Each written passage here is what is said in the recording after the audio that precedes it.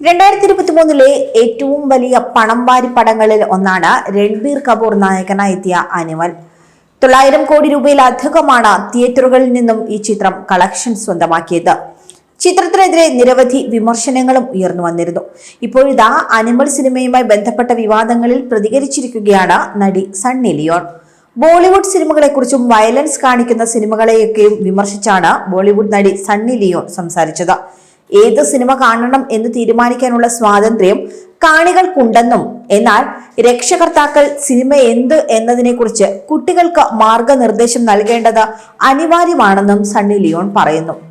സിനിമകളെക്കുറിച്ചുള്ള ഒരു നല്ല കാര്യം എന്തെന്നാൽ നമുക്ക് കാണാനും കാണാതിരിക്കാനുമുള്ള ഒരു ഓപ്ഷൻ ഉണ്ട് എന്നതാണെന്നും സണ്ണി ലിയോൺ കൂട്ടിച്ചേർത്തു.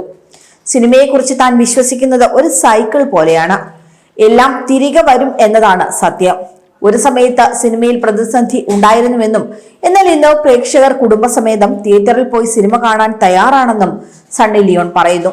സിനിമാ തിയേറ്ററുകളിലേക്ക് മടങ്ങാനും ടിക്കറ്റുകൾ വാങ്ങാനും കുടുംബത്തോടൊപ്പം സമയം ആസ്വദിക്കാനും ആളുകൾ ഇപ്പോൾ ഒരുങ്ങുന്നുണ്ട്. ഏത് സിനിമ കാണണമെന്ന് തീരുമാനിക്കുന്നതും പ്രേക്ഷകരാണെന്നും സണ്ണി ലിയോൺ ഒരു മാധ്യമത്തിന് നൽകിയ അഭിമുഖത്തിൽ പറയുന്നു.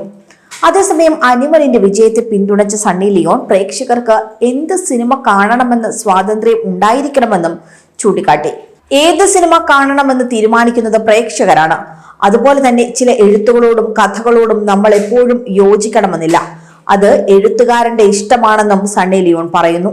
ബിഗ് സ്ക്രീനിൽ കാണുന്നതെല്ലാം അന്ധമായി വിശ്വസിക്കരുതെന്നും സണ്ണി ലിയോൺ പറഞ്ഞു.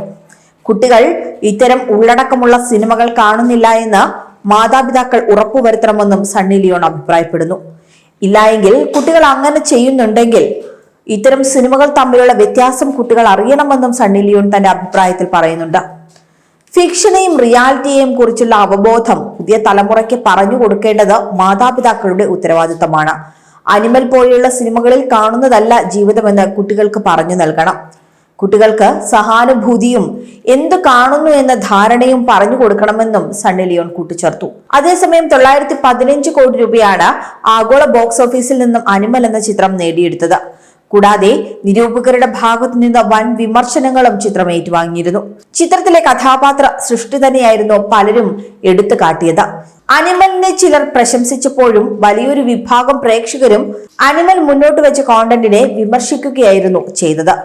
അർജുൻ റെഡ്ഡി എന്ന ചിത്രത്തിന് ശേഷം സന്ദീപ് റെഡ്ഡി വാങ്കയുടേതായി എത്തിയ ചിത്രമാണ് അനിമൽ. ദൈർഘ്യത്തിന്റെ പേരിൽ റിലീസിന് മുൻപേ തന്നെ അനിമൽ ചർച്ചകളിൽ ഇടം പിടിച്ചിരുന്നു.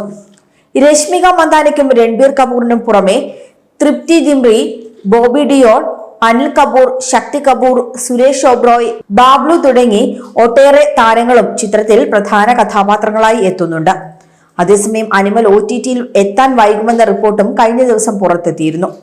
നെറ്റ്ഫ്ലിക്സിൽ ജനുവരി 26-നായിരുന്നു ചിത്രത്തിന്റെ സ്ട്രീമിംഗ് ആരംഭിക്കാനിരുന്നത്. സിനിമയുമായി ബന്ധപ്പെട്ട നിർമ്മാതാക്കൾക്കിടയിൽ നിൽക്കുന്ന നിയമപരമായ തർക്കമാണ് ചിത്രത്തിന്റെ OTT സ്ട്രീമിംഗ് വൈകാനുള്ള കാരണം. കൂടുതൽ വാർത്തകൾക്കായി B4 Blaze ഫോളോ ചെയ്യൂ, സബ്സ്ക്രൈബ് ചെയ്യൂ.